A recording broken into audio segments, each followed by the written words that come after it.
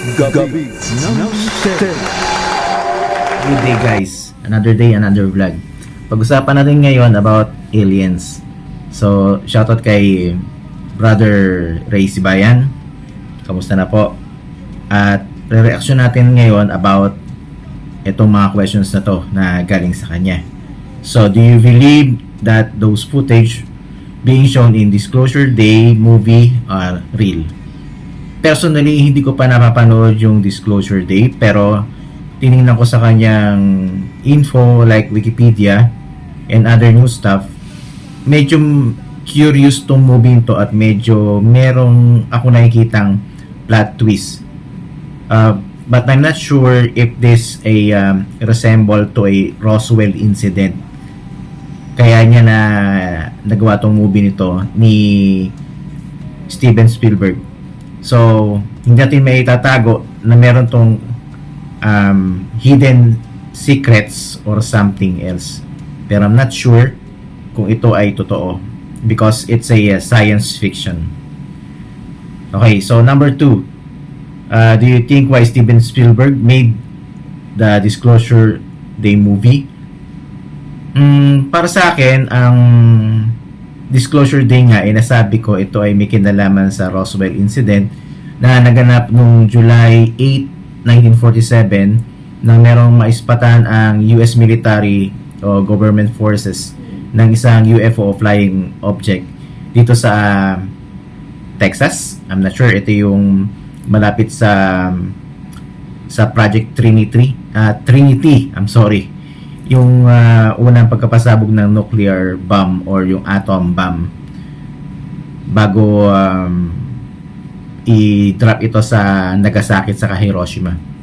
But I think may kinalaman doon yan.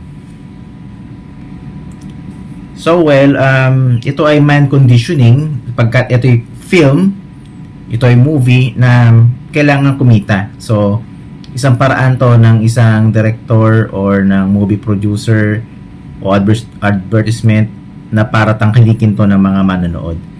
So, I'm not sure kung ito ay talagang more on may kinalaman sa ngayon, pero ang masasabi ko, ito ay paraan na rin para mamulat tayo because I do not believe aliens are demons. Why? Because demons are unclean spirits and aliens is not. Bakit ko nasabi yan? So, in parallel world or in real world, ang aliens ay nagpapakita in a physical object, physical body, while demons is not. So, magkaiba yon. Nasa Bible yan. So, hindi natin masasabing sila ay demon kasi nga, hindi naman sila spirit na nagpo-possess ng human. So technically, sila ay other organism o living organism sa ibang world.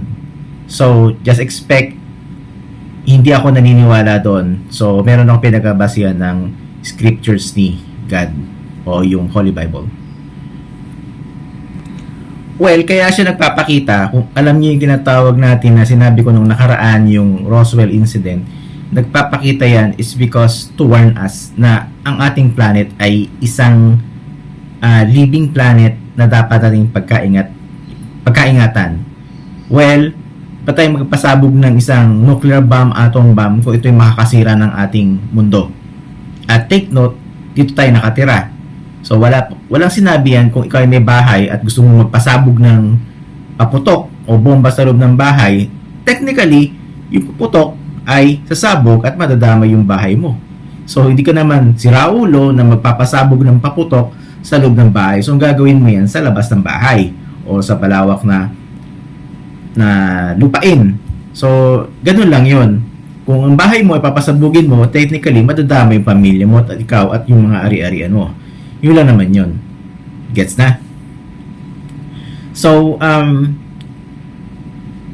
number 4, ito yung questions about are you aware of, do you feel that aliens or extraterrestrial are still doing the abduction or maybe they shifted to other means of modifying human DNA by inviting them to visit hidden alien bases around the world. Sa akin, hindi ako naniniwalang nag-a-abduct sila.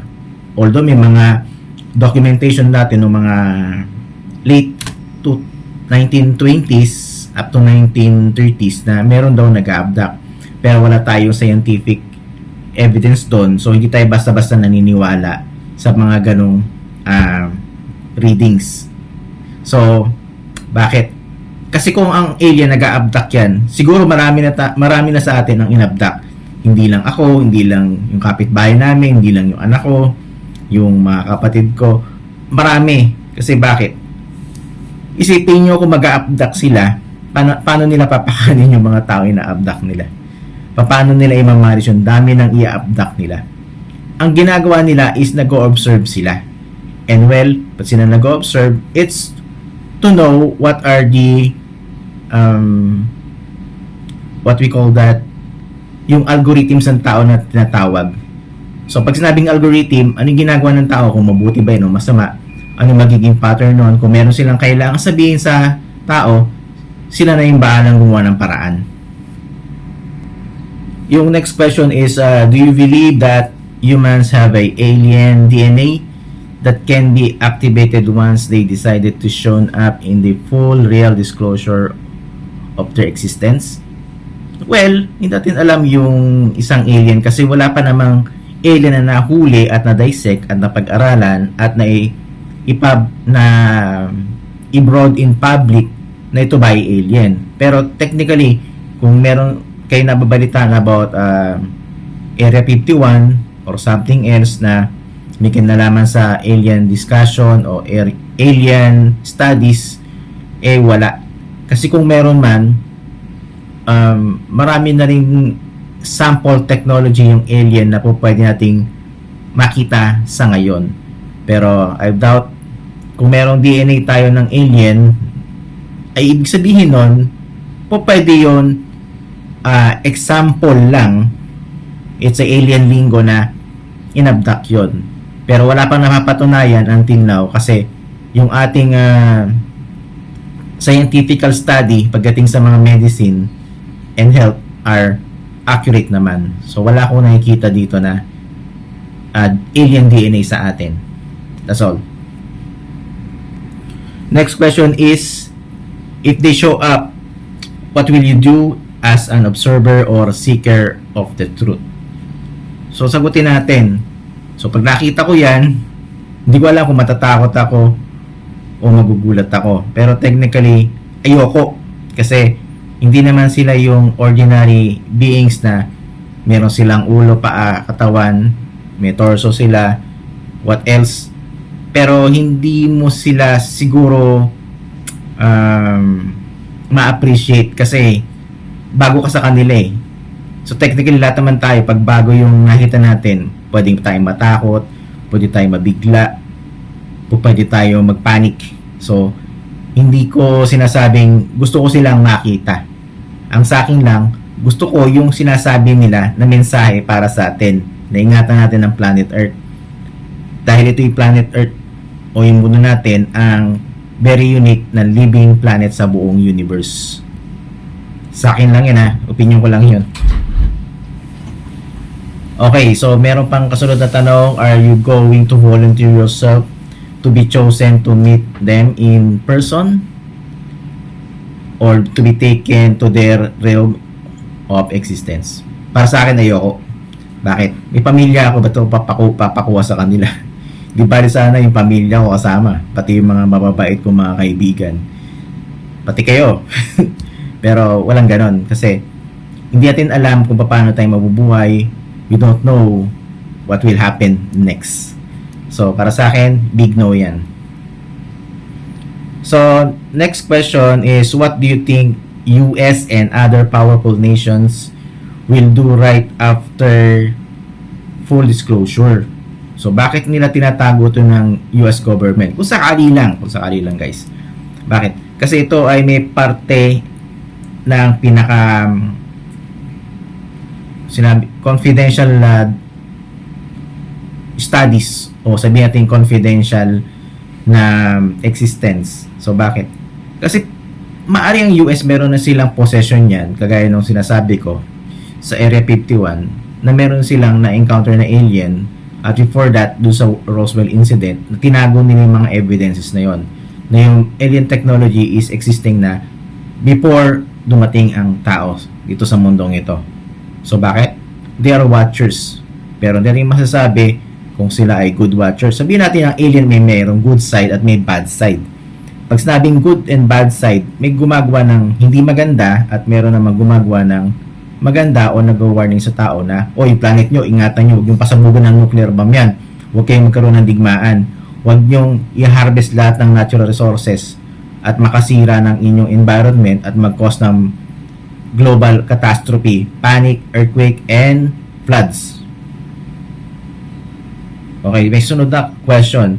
Would it possible that they will change the global rules of engagement with alien beings, not as threat, but friends or brother that will be the human race evolve to higher awareness? So, sabi ko, meron ako diyang theory na ang alien ay tao din. Yun nga lang, they are human beings in a higher form or higher technology. So, it's a possible theory na tinatawag na time warp, na sila ay napunta sa mas advanced na time and then they created a new technology, or they can harvest something most advanced technology na in-implement nila sa sarili nila. Kaya meron silang resemblance sa ating human physical body. I'm not saying totoo yun, pero ang palagay ko, they are human na naka-encounter ng advancement at na-realize nila na sobrang advanced nila, ang kanilang itsura ay nagbago na. Ganun lang yun.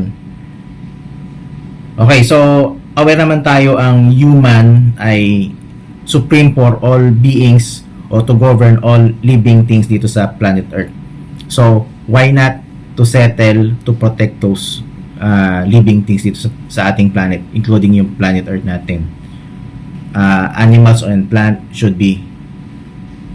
Next question, any advice to everyone if they have UFO or alien sightings? Para sa akin, naka-encounter na ako niyan 2022, before 22 election, presidential election.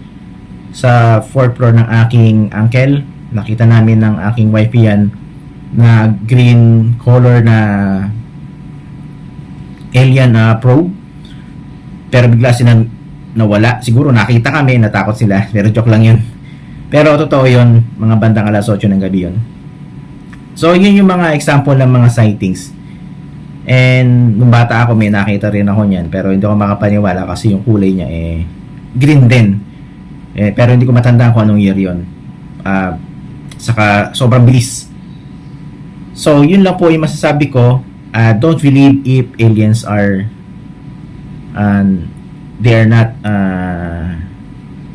human like us. So lagi tayong magbabase sa scriptures, sa Holy Bible scriptures. Kung ano yung nakalagay doon, just believe it. Hindi naman nakalagay na sa Bible na yung aliens ay demons. That statement is not true.